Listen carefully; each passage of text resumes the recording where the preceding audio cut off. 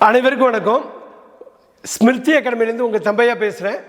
இந்த சேனலோட முழு முதல் நோக்கமே உலகத்தில் உள்ள கடைகோடி தமிழன் வரைக்கும் இந்த ஆங்கில புலமைங்கிற ஒரு மகத்தான திறமையை கொண்டு போய் சேர்க்கறது தான். நிறைய வீடியோஸ் நம்ம பார்த்தோம். இப்போ ரீசெண்டாக கிட்டத்தட்ட ஒரு 400 வேர்ட்ஸ் உள்ள மாதிரி நிறைய வீடியோஸ் நிறைய வேர்ட்ஸ் உங்களுக்கு தெரிகிற மாதிரி நம்ம பார்த்தோம். அந்த வேர்ட்ஸு தனித்தனி இண்டிவிஜுவல் வேர்ட்ஸ், அதோட அர்த்தம்லாம் பார்த்தோம். அது ஒன்றுத்தையும் ஒரு வாக்கியம் கூட பார்த்துருப்போம். ஆனால் நிறைய பேர் என்கிட்ட கேட்குறது என்னென்னா, சார் வார்த்தைகள்லாம் எனக்கு தெரியும் சார், எனக்கு எப்படியாவது வாக்கியம் அமைக்கிறதுக்கு ஹெல்ப் பண்ணுங்க சார் அப்படிம்பாங்க. அடிப்படை வாக்கியத்தை அமைக்கிறதுக்கு அடிப்படையே அந்த வார்த்தைகள் தான். அதனால தான் நம்ம நிறைய டைம் ஸ்பெண்ட் பண்ணோம் வார்த்தைகளை கொடுக்கறதுக்கு. கிட்டத்தட்ட 400லேருந்து 500 வார்த்தைகள் வரும்னு பார்த்தோம். அந்த வார்த்தைகள் அடிப்படையான ஆங்கிலம் பேசுகிறதுக்கு போதுமானது. அந்த வார்த்தைகளை வச்சுக்கிட்டு நம்ம வாக்கியங்கள் அமைக்க போகிறோம். இந்த சீரீஸ் ரொம்ப அற்புதமான, ரொம்ப முக்கியமான சீரீஸு. ரொம்ப மகத்துவமானது. என்னென்னா, இதுவரை நீங்கள் கற்றுக்கிட்டதை எப்படி வாக்கியமாக அமைக்க போகிறீங்க அப்படின்னு ரொம்ப அடிப்படையிலேருந்தே போகிறோம். இதுக்கு ஒரு 20 வீடியோ இருக்குது. ஏன்னா 20 அடிப்படை வாக்கிய அமைப்புகள் ஆங்கிலத்தில் இருக்குது. ஒவ்வொரு வாக்கிய அமைப்புக்கும் ஒரு வீடியோ நான் போட போகிறேன். அதுவும் 1லேருந்து 20 நம்பர் போட்டே போட போகிறோம். நீங்கள் அந்த ஆர்டர்லேயே பார்த்துட்டு வர்றப்ப ரொம்ப நல்லாயிருக்கும். ஸோ டெஃபினட்டாக உங்களுக்கு பிடிச்சி போகும், உங்களுக்கு ரொம்ப சந்தோஷமாகவும் இருக்கும்.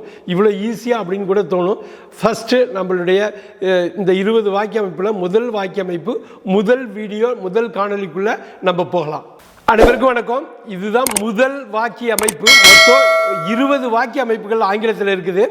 20 வீடியோ நம்ம பார்க்க போகிறோம். இதுதான் முதல் வாக்கியம், முதல் அமைப்பு, நம்பர் 1 அப்படின்னு சொல்கிறது. ரொம்ப சிம்பிளாக கொண்டு போகலாம் அதை.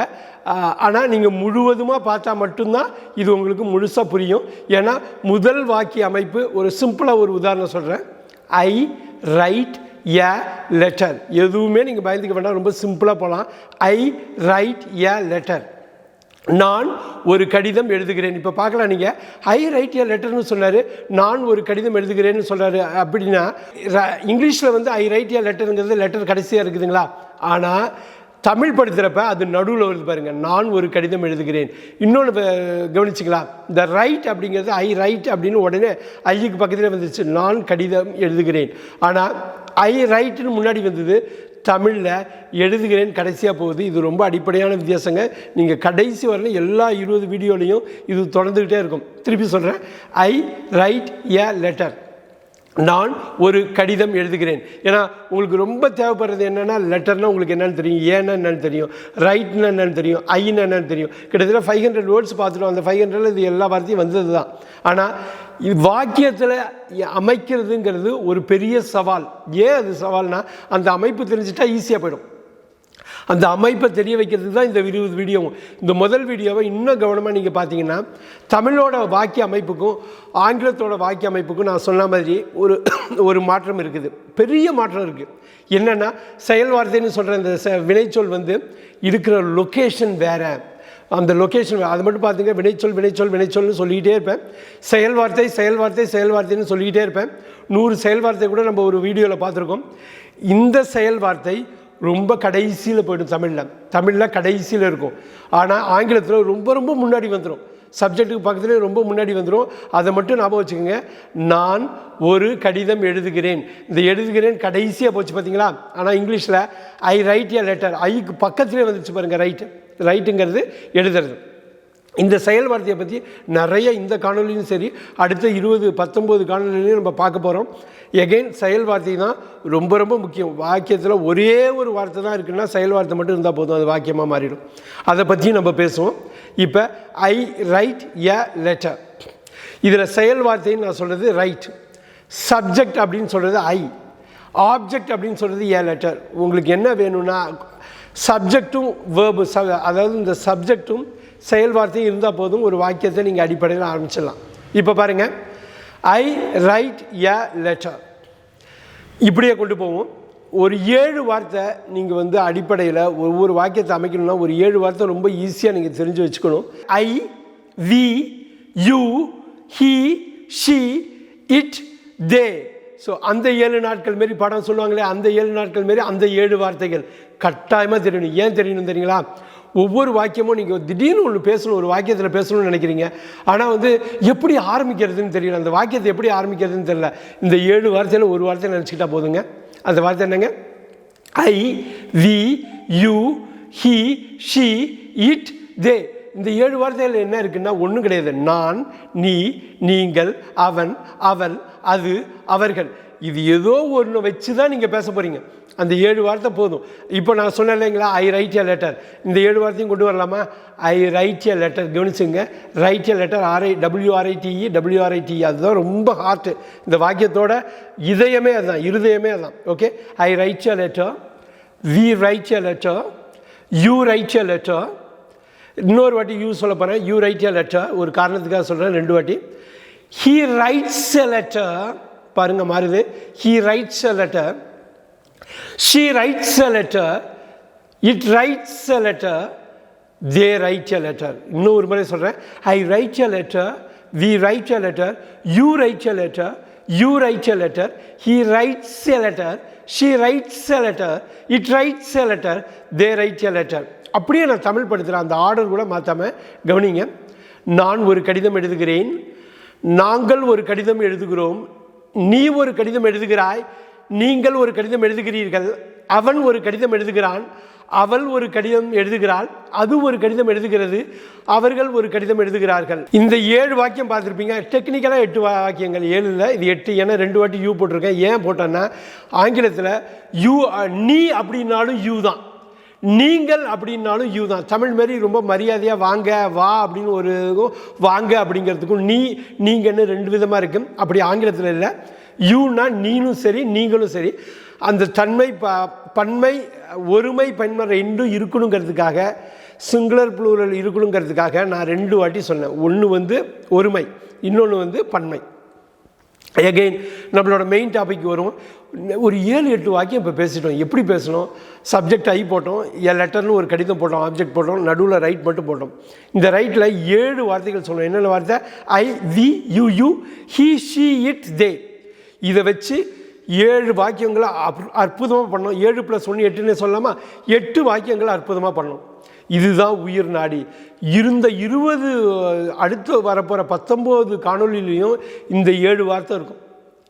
அந்த ஏ லெட்டரும் இருக்க போகுது, I, we, you, he, she, it, they எல்லாம் இருக்க போகுது. நடுவில் உள்ள செயல் வார்த்தை மட்டும்தான் மாறப்போகுது. எகெயின் அந்த செயல் வார்த்தை மட்டும்தான் மாறப்போகுது. இந்த காணொலி இல்லை ஒரு முக்கியமான இடத்துக்கு வந்துட்டோம் நம்ம. I write a letter, we write a letter, you write a letter, you write a letter, he writes a letter, she writes a letter, it writes a letter, they write a letter. இதோட தமிழ் அர்த்தமும் நம்ம பார்த்துட்டோம். ரொம்ப சிம்பிளாக, நான் ஒரு கடிதம் எழுதுகிறேன், நீ ஒரு கடிதம் எழுதுகிறாய், நாங்கள் ஒரு கடிதம் எழுதுகிறோம், நீங்கள் ஒரு கடிதம் எழுதுகிறீர்கள், அவன் ஒரு கடிதம் எழுதுகிறான், அவள் ஒரு கடிதம் எழுதுகிறாள், அது ஒரு கடிதம் எழுதுகிறது, அவர்கள் ஒரு கடிதம் எழுதுகிறாள்னு சொல்லிட்டீங்க. இதுக்கப்புறம் தான் முக்கியமான ஒரு பார்ட் வருது. இந்த ரைட் இருக்கு இல்லைங்களா, கவனிச்சுங்க. நோட்ஸ் எடுக்கிறதுனா நீங்கள் எடுத்துக்கலாம், நோட்ஸு ஸ்க்ரீன்லேயும் இது வரும். இந்த ரைட் அப்படிங்கிற செயல் வார்த்தையை 2ஆக பிரிக்கலாம். ஞாபகம் வச்சுங்க, 2ஆக உடைக்கலாம். ரைட், இதுதான் ரொம்ப முக்கியம். ஆங்கிலத்தில் கிராமர் இங்கே தான் வருது. நீங்கள் இலக்கணம்னு சொல்லுங்கள். நீங்கள் சும்மா இலக்கணங்கிற வார்த்தையெல்லாம் சொல்லி பயந்துக்காமல் இந்த செயல் வார்த்தையை 2ஆக பிரிக்கலாம். ஆங்கிலத்தில் ஒரே ஒரு வார்த்தையை மட்டும்தான் பிரிக்க முடியும். செயல் வார்த்தையை மட்டும்தான் 2ஆக பிரிக்கலாம். ரைட் அப்படிங்கிற வார்த்தை இந்த செயல் வார்த்தை வச்சுருக்கோம். இது 2ஆக எப்படி பிரிப்பீங்க? Two plus right. பாருங்கள் ஸ்க்ரீனில் வரும். ரைட்டுன்னா டூ ப்ளஸ் ரைட். ஞாபகம் வச்சுக்க, நீங்கள் நோட்ஸ் எடுத்துக்கலாம், கட்டாயமாக எடுத்துக்கலாம். Write equals do plus write. ரொம்ப ரொம்ப முக்கியம். எகெயின் ரொம்ப ரொம்ப முக்கியம். முதல் காணொலி ரொம்ப முக்கியம். இந்த காணொலியிலேருந்து அடுத்தடுத்த காணொலிக்கு போகிறீங்க. Do plus write equals write. டூவை ரைட்டையும் கூட்டினா ரைட்டு, ரைட்டை பிரித்தா டூவும் ரைட்டுன்னு 2 வார்த்தை வரும். எப்படி வரும்? இப்படி தான் வரும். ரைட் அப்படிங்கிறது ஒரு நிகழ்கால வார்த்தை, ஒரு ப்ரெசண்ட்டில் உள்ள ஒரு வேர்ப், செயல் வார்த்தை. இதை 2ஆக நீங்கள் பிரிக்கணும்னா டூ ப்ளஸ் ரைட் அப்படின்னு பிரிக்கணும். டூ ப்ளஸ் ரைட் அப்படின்னு நீங்கள் பிரிக்கணும். ரைட். ஸோ இதை எப்படி பிரித்து எப்படி சொல்கிறது? இப்போ பாருங்கள், பிரித்து நான் சொல்ல போகிறேன். ஐ டூ ரைட் எ லெட்டர். பார்த்துங்க. We do write a letter. You do write a letter. You do write a letter. இப்போ பாருங்கள், முன்னாடி என்ன சொன்னோம்? he writes a letterன்னு சொன்னோம். he, she, itக்கு மட்டும் ரைட்ஸ்ன்னு மாறுது பார்த்தீங்களா? he, she, it. தேக்கு ரைட் வந்துதா? அப்போ ரைட்டை வந்து டூ ப்ளஸ் ரைட்டாக பிரிச்சுங்க. அப்போ ரைட்ஸ் எப்படி பிரிபடும்? இந்த பிரியறதுல தான் இருக்குது உங்கள் கிராமர் இருக்குது, உங்கள் வாக்கிய அமைப்பு இருக்குது, நீங்கள் தெரிஞ்சுக்கிறது இருக்குது, புரிஞ்சுக்கிறது இருக்குது எல்லாம். இந்த ரைட்ஸ் வந்து டஸ் ப்ளஸ் ரைட்டுன்னு பிரியும். எகெயின் ஸ்க்ரீனில் வருது, நோட்ஸில் எடுத்துங்க. டஸ் ப்ளஸ் ரைட்டுன்னு பிரியும். இதுதான் முக்கியம். இந்த காணொலியிலே முக்கியமான விஷயம். Write equals do plus write, writes equals does plus write. Okay, அப்போ ஹீ ரைட்ஸ் எ லெட்டர் வந்து he does write a letter அப்படின்னு இந்த ப்ளஸ் எடுத்து விட்ருங்க. ரைட்ஸை வந்து டஸ் ரைட்டுன்னு ரெண்டாக பிரிக்கலாம். He does write a letter, அவன் ஒரு கடிதம் எழுதுகிறான். அப்போ ஹீ ரைட்ஸ் எ லெட்டர், ஸ்க்ரீனை பார்த்துங்க. ஹீ ரைட்ஸ் எ லெட்டர், அவன் ஒரு கடிதம் எழுதுகிறான் அப்படின்னாலும் ஒன்று தான். He does write a letter, does plus write, writes வராதுங்க, டஸ் ப்ளஸ் ரைட். டஸ்ஸை வெளில எடுத்துட்டிங்கன்னா வெறும் ரைட் மட்டும்தான் வரும். அப்போ he does write a letter, she does write a letter, it does write a letter. பரவாயில்ல, தேக்கு வந்து திருப்பி ரைட் தான் வருது. அப்போ they do write a letter. Again இந்த 7 வாக்கியங்கள் மட்டும் திருப்பி சொல்கிறேன். I write a letter, we write a letter, write, you write a letter, you write a letter, he writes a letter, she writes a letter, it writes a letter, they write a letter. இப்போ பிரித்து சொல்கிறேன் பாருங்க. I do write a letter, we do write a letter, you do write a letter, you do write a letter, he does write a letter, she does write a letter, it does write a letter, they do write a letter. Wow. So இந்த rights வந்து right வந்து two ரைட்டாக பிரியுது, rights வந்து டஸ் ரைட்டாக பிரியுது. அப்படியே கொண்டு வாங்க. இதுதான் முதல் வாக்கிய அமைப்புங்க. இதில் பிரிச்சும் போட்டோம். எதுக்காக பிரித்தோம்? இந்த 2வது பார்ட்டு, இதே காணொலியில் 2வது பகுதிக்காக தான் இது போட்டோம். ரொம்ப முக்கியமான விஷயங்கள் இந்த பிரிக்கிறதுனால நடக்குது. எப்படி? ரைட்டு வந்து டூ ப்ளஸ் ரைட்டுன்னு பிரிச்சுங்க, ரைட்ஸை வந்து டஸ் ப்ளஸ் ரைட்டுன்னு பிரிச்சுங்க. இப்போ பாருங்கள், ஐ ரைட் எ லெட்டரை ஐ டூ ரைட் எ லெட்டர், ரெண்டு ஒன்றுன்னு சொல்லிட்டோம். ஐ ரைட் எ லெட்டர், நான் ஒரு கடிதம் எழுதுகிறேன். ஐ டூ ரைட் எ லெட்டர், நான் ஒரு கடிதம் எழுது, ரெண்டு ஒன்று தான். இப்போ பாருங்கள், அந்த டூவை வெளியில் எடுக்கிறேன். ஸ்க்ரீனை பாருங்கள், டூவை வெளியில் எடுத்துகிட்டு do I write a letter, do I write a letter, இந்த டூவை மட்டும் வெளில எடுத்துகிட்டு உடனே ஒரு கொஸ்டின் மார்க்காக மாற்றுறாங்க.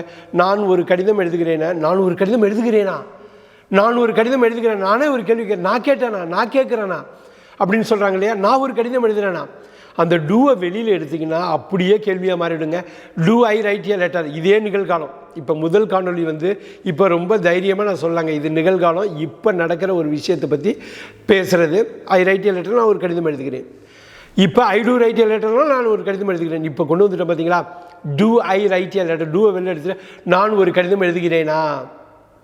வா, அந்த கேள்வியாக மாற்றுறதுக்கு இந்த டூவாக பிரிக்கிறது பயன்படுது. அவ்வளோ முக்கியமான ஒரு விஷயங்க. இந்த விஷயம் அடுத்து வர 19 காணொலியிலும் பரவி கிடக்க போகுது. திருப்பி திருப்பி இது வரப்போகுது. சரிங்களா? என்ன வரப்போகுது? ஏதோ ஒன்று வெளில எடுத்துகிட்டு கேள்வியாக மாற்ற போகிறோம். இப்போ பார்க்கலாமா? Do I write a letter, do we write a letter, do you write a letter, do you write a letter, does he write a letter. Look at that, does he write a letter. பாருங்கள், does வெளில வருது பாருங்கள். Does he write a letter, does it write a letter, do they write a letter. பயந்துக்கவே வேணாம், நான் தமிழில் இப்போ சொல்கிறேன். நான் ஒரு கடிதம் எழுதுகிறேனா, நாங்கள் ஒரு கடிதம் எழுதுகிறோமா, நீ ஒரு கடிதம் எழுதுறியா, நீங்கள் ஒரு கடிதம் எழுதுறீங்களா, அவன் ஒரு கடிதம் எழுதுறானா, அவள் ஒரு கடிதம் எழுதுகிறாளா, அது ஒரு கடிதம் எழுதுமா, அவர்கள் ஒரு கடிதம் எழுதுகிறார்களா. இப்போ பாருங்கள், அந்த கேள்வியை மாற்றினீங்க. அந்த கேள்வியை தான் டூவை வெளில எடுத்தீங்க. டூவை வெளில எப்படி எடுத்தீங்க? அது முன்னாடி ஸ்ப்ளிட் பண்ணிங்க. ரைட்டாக டூ ரைட்டாக ஸ்ப்ளிட் பண்ணிங்க, டூ ஐ ரைட்டாக மாற்றினீங்க. அப்போ ஒரு வாக்கியம் அமைக்கிறோம், ஒரு வாக்கியத்தை கேள்வியாக மாற்றுறோம். வா, இது கட்டாயமாக நடக்கும். இப்போ அடுத்ததுக்கு போகலாமா? இதே விஷயத்தில் I write a letter, I do write a letter, do I write எ லெட்டர்னு ஒரே வாக்கியத்தை 3 வாக்கியமாக மாற்றணும். இப்போ ரொம்ப ஈஸிங்க. இன்னொன்று, இப்போ நான் கடிதம் எழுதுறேன்னு சொன்னேன், நான் கடிதம் எழுதுறேன்னு சொன்னால் எப்படி இருக்குங்க? நான் கடிதம் எழுதுகிறேன், நீ கடிதம் எழுதுகிற, நீ கடிதம் எழுதுறேன்னு சொன்னால் ஒன்றும் இல்லை. 4வது டைப்புக்கு வந்துட்டோங்க. ரொம்ப சிம்பிளுங்க. ஐ ரைட் எ லெட்டர்னு சொன்னீங்க, ஐ டூ ரைட் எ லெட்டர்னு சொன்னோம், டூ ஐ ரைட் எ லெட்டர்னு சொன்னோம். இந்த 4வது மட்டும் பார்த்துடலாமா? ரொம்ப சிம்பிளாக, I do not write a letter, அவ்வளோதாங்க. ஐ டூ ரைட் எ லெட்டருக்கும் டூக்கும் ரைட்டுக்கும் நடுவில் நாட்டை போடுங்க. I do not write a letter, write, we do not write a letter, you do not write a letter, you do not write a letter, he does not write a letter. பாருங்க, மாறுது பாருங்க. she does not write a letter, it does not write a letter, they do not write a letter. எல்லாமே ஒன்றா இருக்குது. நாட்டு மட்டும் நடுவில் போட்டிருக்காங்க. எதுக்கு நடுவில்? டூக்கும் ரைட்டுக்கும் நடுவில், இல்லை டஸ்ஸுக்கும் ரைட்டுக்கும் நடுவில். ரொம்ப முக்கியமாக கவனிங்க, ரைட்டுங்கிறது முக்கியமான செயல் வார்த்தை, மெயின் வேர்ப். முக்கியமாக டூங்கிறது முக்கியமான செயல் வார்த்தை, இந்த ரைட்டுங்கிறது முக்கியமான செயல் வார்த்தை, டூங்கிறது செகண்டரி வெர்ப், இரண்டாவது செயல் வார்த்தை. அது முதன்மை, இது இரண்டாவது. அது முதன்மை, இது இரண்டாவது. அது முதன்மை செயல் வார்த்தை, இது இரண்டாவது செயல் வார்த்தை. ரொம்ப ரொம்ப ரொம்ப முக்கியம் இந்த பாட்டு தான். கிட்டத்தட்ட ஒரு டைப்பு, முதல் டைப்பு சென்டென்ஸ்லாம் 4 வகை உள்ளே பார்த்துட்டோம். பார்த்தீங்களா, நான் முதல் டைப்பு மொத்தம் 20 வகைன்னு சொன்னோம். 20 டைப்பு, 20 கேட்டகரி, 20 அமைப்புன்னு சொன்னோம். 20 அமைப்பில் 4 கிளை வந்திருக்கு. Write, I write, I do write, do I write, I do not write, ஏன் லெட்டர் எல்லாத்துக்கும் போட்டுங்க. ஸோ ரொம்ப அற்புதமாக நீங்கள் வந்து முதல் காணொலியை ரொம்ப நெருக்கமாக கொண்டு வந்துட்டோம். இந்த முதல் காணொலியை நீங்கள் நல்லா புரிஞ்சுக்கிட்டிங்கன்னா அடுத்த 19 காணொலியும் புரியறது வந்து ஈஸியாக இருக்கும். இந்த முதல் காணொலியை முடிக்கிறதுக்கு முன்னாடி கடைசியாக ஒரு செக்மெண்ட்டு சொல்லிடுறேன். இந்த டூ டஸ்லாம் இருக்குது இல்லைங்களா, இதுக்கு பேர் இரண்டாவது வினைச்சொல்னு சொன்னேன் இல்லையா. இது முதல் வினைச்சொல் இல்லை, இரண்டாவது வினைச்சொல்னு. இது இலக்கணத்துக்காகவே பயன்படுறது. அது மாதிரி ஒவ்வொரு காணொலியிலையும் முதல் வினைச்சொல்லும் இரண்டாவது வினைச்சொல்லையும் நான் அடையாளப்படுத்த போகிறேன். ஒவ்வொரு வாக்கிய அமைப்புலையும் அடுத்த 19லையும் நான் இப்படி தான் வந்து அடையாளப்படுத்த போகிறேன். அப்படி அடையாளப்படுத்துகிறப்ப உங்களுக்கு ரொம்ப தெளிவாக புரிஞ்சுடுங்க, வா இப்படி தான் வாக்கியத்தை அமைக்கிறதான்னு. எகைன் இந்த 20 வீடியோ தான் இந்த ஆங்கில இலக்கணத்தோட சாராம்சமாக இருக்க போது. நீங்கள் விடாதீங்க, ஒவ்வொரு செகண்டும் இதில் பாருங்கள். எகைன் இந்த ஃபுல் வீடியோவை நீங்கள் பார்த்தீங்கன்னா இந்த 4 வாக்கிய அமைப்பு நான் கொடுத்துருக்கேன். முதல் வாக்கிய அமைப்பில் 4 வகை, 4 கிளை. எகைன் இது ஒரே வாக்கிய அமைப்பு தான், 4 கிளையாக பிரிச்சிருக்கேன். அதே மாதிரி உங்களுக்கு 4 கிளைகளாக அங்கே இருக்க போகுது. எகைன் அந்த 7 வார்த்தையை மட்டும் மறந்துடாதீங்க. I, we, you, he, she, it, they. இதுவும் எல்லா அடுத்த 19 வீடியோலையும் வரப்போகுது. கட்டாயமாக அடுத்த வீடியோ பார்க்குறதுக்கு முன்னாடி இதை 2-3 வாட்டி பார்த்துருங்க. கம்ப்ளீட்டாக பார்த்து நோட்ஸ் எடுத்துக்கிட்டு எப்படி இது ஒர்க் ஆகுது முதல் வாக்கிய அமைப்புன்னு பார்த்துங்க. ஸோ எகெயின் ரொம்ப சம்மரைஸ் பண்ணணும், குயிக்காக சம்மரைஸ் பண்ணணுன்னா இது வந்து நிகழ்காலத்தில் முதல் வாக்கிய அமைப்பு. நான் கடிதம் எழுதுகிறேன், நான் கடிதம் எழுதலை, நான் கடிதம் எழுதுகிறேனா அப்படிங்கிற இந்த 3 வாக்கியத்தை அங்கே 4 ஆங்கில வாக்கியமாக I write, I do write, I do not write, do I write அப்படின்னு நம்ம பிரித்தோம். இதுதான் ரொம்ப முக்கியமானது. உங்களுக்கு இந்த காணொலி நீங்கள் பார்த்துருப்பீங்க. இதில் என்ன உங்களுக்கு கேள்வி இருந்தாலும், உங்களுக்கு வந்து என்ன மாதிரி கொஷின்ஸ் இருந்தாலும் காமெண்ட்ஸ் பாக்ஸில் இமீடியட்டாக என்டர் பண்ணுங்கள். ஒவ்வொரு காமெண்ட்டுக்கும், ஒவ்வொரு நீங்கள் கருத்து சொல்கிறதுக்கும், ஒவ்வொரு கேள்விக்கும் நான் பதில் சொல்கிறேன். ஏன்னா அவ்வளோ முக்கியமான ஒரு வீடியோ இது. இதை நீங்கள் கம்ப்ளீட்டாக புரிஞ்சுக்கிட்டா தான் அடுத்தடுத்த வீடியோ உங்களுக்கு ரொம்ப சுலபமாக இருக்கும். நிச்சயம் இது பிடிச்சிருக்குன்னு நம்புகிறேன். கட்டாயமாக இதை வந்து நீங்கள் வந்து உங்கள் ஃப்ரெண்ட்ஸுக்கு ஃபார்வேர்ட் பண்ணலாம், நீங்கள் வந்து சப்ஸ்கிரைப் பண்ணலாம், ஷேர் பண்ணலாம். டெஃபினட்டாக நோட்டிஃபிகேஷன் பெல் ஐக்கானை வந்து நீங்கள் வந்து ப்ரெஸ் பண்ணுங்கள். ஸோ அடுத்தடுத்த வீடியோ வர்றப்ப உங்களுக்கு அது வந்து நோட்டிஃபிகேஷன் உங்களுக்கு வரும். ஸோ நான் முன்னாடி சொன்ன மாதிரி நிறைய வாட்டி 4-5 வாட்டி சொல்லிவிட்டு இந்த வீடியோவில் இன்னொரு வாட்டியும் சொல்கிறேன். இன்னொரு 19 வீடியோ இதில் இருக்குது. வீடியோ 1, 2, 3 நம்பர் போட்டு போட போகிறோம். 2வது வீடியோவில் அடுத்த பாட்டு 2வது வீடியோவில் விரைவில் சந்திப்போம்.